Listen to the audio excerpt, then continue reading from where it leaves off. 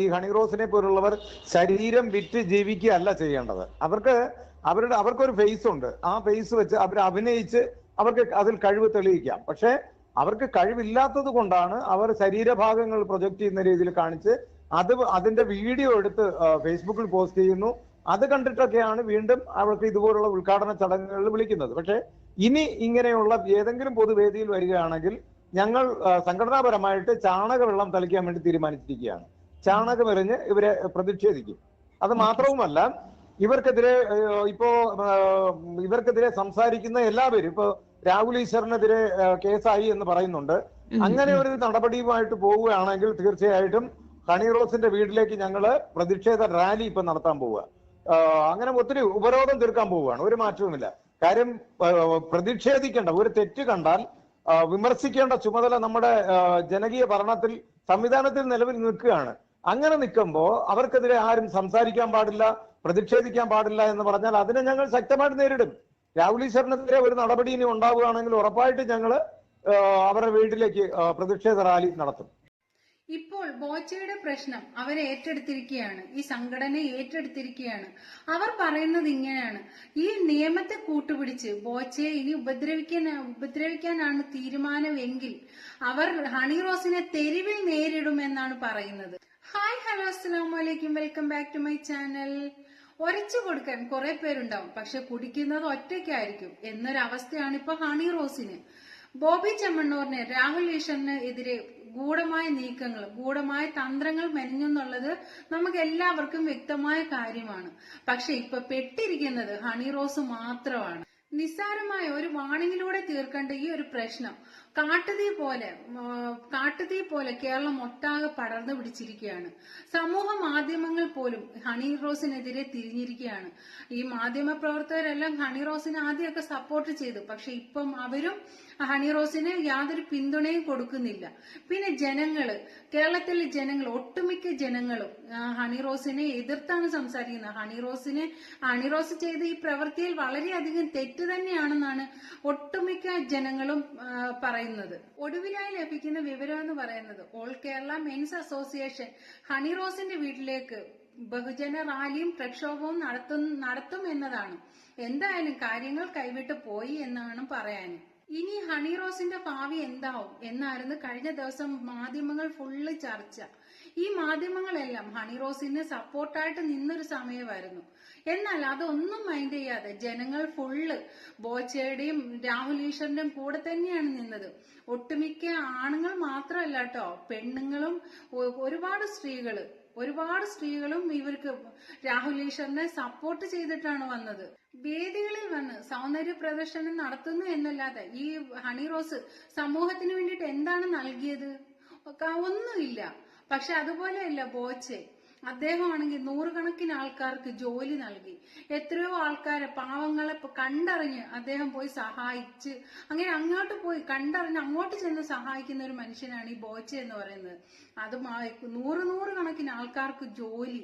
അങ്ങനെ കൊണ്ട് എന്തായാലും സമൂഹത്തിന് നല്ലത് മാത്രമേ ഉണ്ടായിട്ടുള്ളൂ. ബോച്ചയെ ചേർത്ത് പിടിക്കുകയും ഹണിറോസിനെ തള്ളിപ്പറയുകയും ചെയ്തുകൊണ്ടാണ് ഇപ്പോ കേരളത്തിലെ മുഴുവൻ പുരുഷന്മാരും മുന്നോട്ട് വന്നിരിക്കുന്നത്. എന്തായാലും ഈ രീതിയിലാണ് കാര്യങ്ങൾ മുന്നോട്ട് പോകുന്നതെങ്കിൽ അല്പസ്വല്പം പ്രശ്നങ്ങൾ ഗുരുതരമാവാനുള്ള ചാൻസ് ഉണ്ട്. അതുപോലെ ബഹുജന പ്രക്ഷോഭവും റാലിയും നടത്താനുള്ള ആഹ്വാനം കൊടുക്കുന്ന ഒരു വോയിസ് ക്ലിപ്പ് നമുക്കിപ്പോ കിട്ടിയിട്ടുണ്ട്. അതെന്താണെന്നൊന്ന് നമുക്ക് കേട്ടു നോക്കാം. ഇതുപോലുള്ള ഈ ഹണിറോസിനെ പോലുള്ളവർ ശരീരം വിറ്റ് ജീവിക്കുകയല്ല ചെയ്യേണ്ടത്. അവർക്കൊരു ഫേസ് ഉണ്ട്. ആ ഫേസ് വെച്ച് അവർ അഭിനയിച്ച് അവർക്ക് അതിൽ കഴിവ് തെളിയിക്കാം. പക്ഷെ അവർക്ക് കഴിവില്ലാത്തത് കൊണ്ടാണ് അവർ ശരീരഭാഗങ്ങൾ പ്രൊജക്ട് ചെയ്യുന്ന രീതിയിൽ കാണിച്ച് അതിന്റെ വീഡിയോ എടുത്ത് ഫേസ്ബുക്കിൽ പോസ്റ്റ് ചെയ്യുന്നു. അത് കണ്ടിട്ടൊക്കെയാണ് വീണ്ടും അവർക്ക് ഇതുപോലുള്ള ഉദ്ഘാടന ചടങ്ങുകളിൽ വിളിക്കുന്നത്. പക്ഷെ ഇനി ഇങ്ങനെയുള്ള ഏതെങ്കിലും പൊതുവേദിയിൽ വരികയാണെങ്കിൽ ഞങ്ങൾ സംഘടനാപരമായിട്ട് ചാണകവെള്ളം തളിക്കാൻ വേണ്ടി തീരുമാനിച്ചിരിക്കുകയാണ്. ചാണകമെറിഞ്ഞ് ഇവരെ പ്രതിഷേധിക്കും. അത് മാത്രവുമല്ല, ഇവർക്കെതിരെ സംസാരിക്കുന്ന എല്ലാവരും ഇപ്പൊ രാഹുൽ ഈശ്വറിനെതിരെ കേസായി എന്ന് പറയുന്നുണ്ട്. അങ്ങനെ ഒരു നടപടിയുമായിട്ട് പോവുകയാണെങ്കിൽ തീർച്ചയായിട്ടും ഹണിറോസിന്റെ വീട്ടിലേക്ക് ഞങ്ങള് പ്രതിഷേധ റാലി ഇപ്പൊ നടത്താൻ പോവുക. അങ്ങനെ ഒത്തിരി ഉപരോധം തീർക്കാൻ പോവുകയാണ്. ഒരു മാറ്റവുമില്ല. കാര്യം പ്രതിഷേധിക്കേണ്ട ഒരു തെറ്റ് കണ്ടാൽ വിമർശിക്കേണ്ട ചുമതല നമ്മുടെ ജനകീയ ഭരണത്തിൽ സംവിധാനത്തിൽ നിലവിൽ നിൽക്കുകയാണ്. അങ്ങനെ നിൽക്കുമ്പോ അവർക്കെതിരെ ആരും സംസാരിക്കാൻ പാടില്ല, പ്രതിഷേധിക്കാൻ പാടില്ല എന്ന് പറഞ്ഞാൽ അതിനെ ഞങ്ങൾ ശക്തമായിട്ട് നേരിടും. രാഹുൽ ഈശ്വറിനെതിരെ ഒരു നടപടി ഇനി ഉണ്ടാവുകയാണെങ്കിൽ ഉറപ്പായിട്ട് ഞങ്ങൾ അവരുടെ വീട്ടിലേക്ക് പ്രതിഷേധ റാലി നടത്തും. ഈ സംഘടന വർഷങ്ങളായിട്ട് പുരുഷന്മാരുടെ നീതിക്ക് വേണ്ടിയിട്ട് ഇറങ്ങിത്തിരിച്ചിരിക്കുന്ന ഒരു കൂട്ടായ്മയാണ്. ഈ ഒരു കാലഘട്ടത്തിൽ സമൂഹത്തിൽ നമ്മുടെ സ്ത്രീകൾക്ക് വേണ്ടിയിട്ട് നൽകുന്ന പരിരക്ഷ അത് വളരെ വലുത് തന്നെയാണ്.